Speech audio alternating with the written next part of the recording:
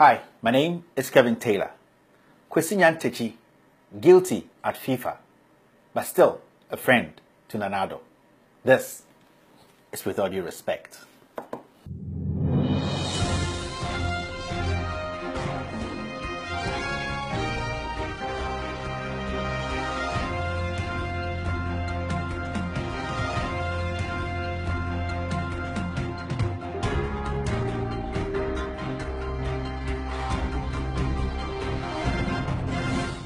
So with all due respect, FIFA came out this week to state clearly why they have banned former Ghana Football Association President Kwesi Nyantakyi from football for good.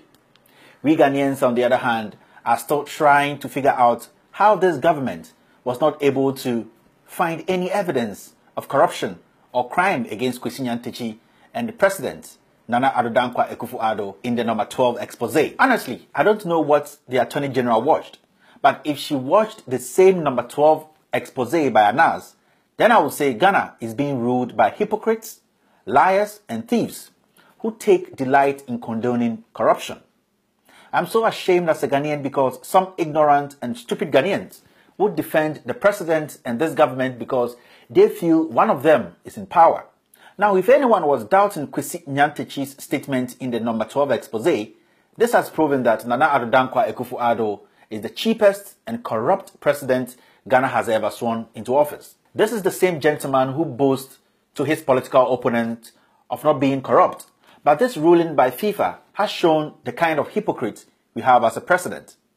Mr. President, if you are listening to me, I am ashamed of you and your so-called Attorney General. You are in fact an embarrassment to the people of Ghana.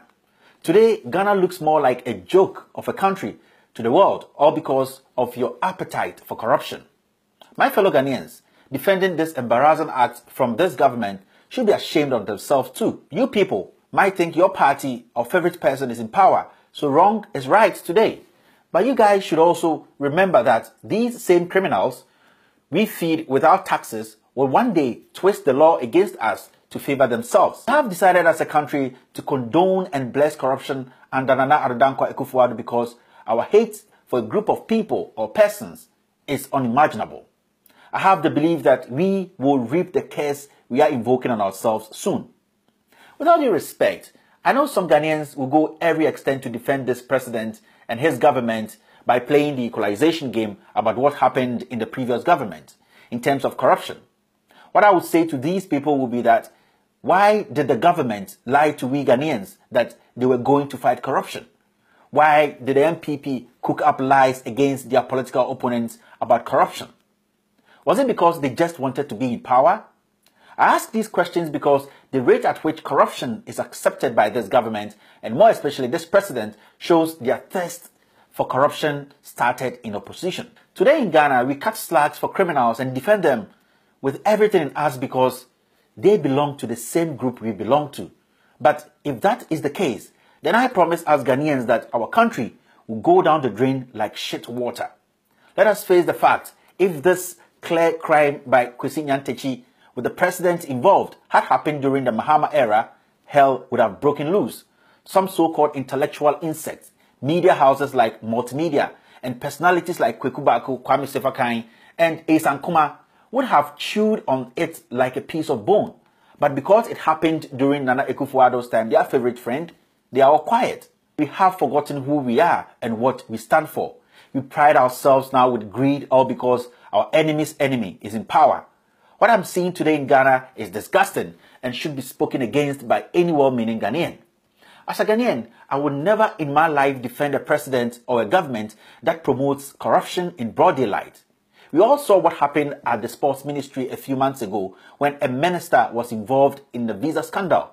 Today, that alleged criminal has been moved to the information ministry and we are quiet. How many crimes and corruption cases should this president and this government get away with before we Ghanaians realize we are being stupid and dumb? Why should the law apply to some people and not others?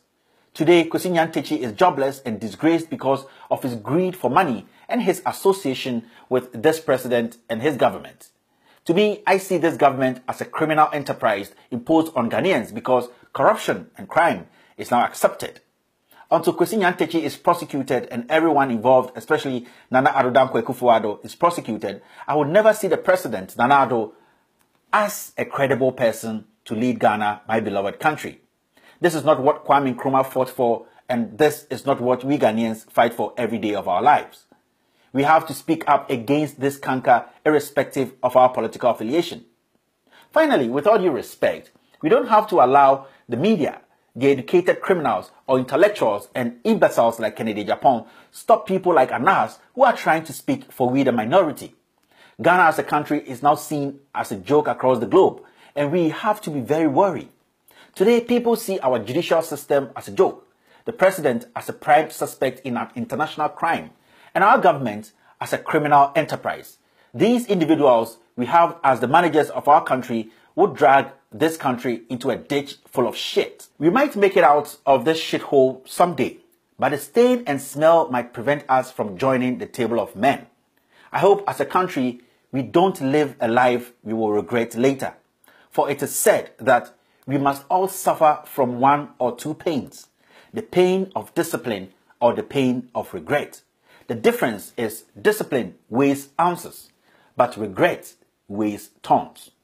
My name is Kevin Taylor, and this is the Friday Editorial.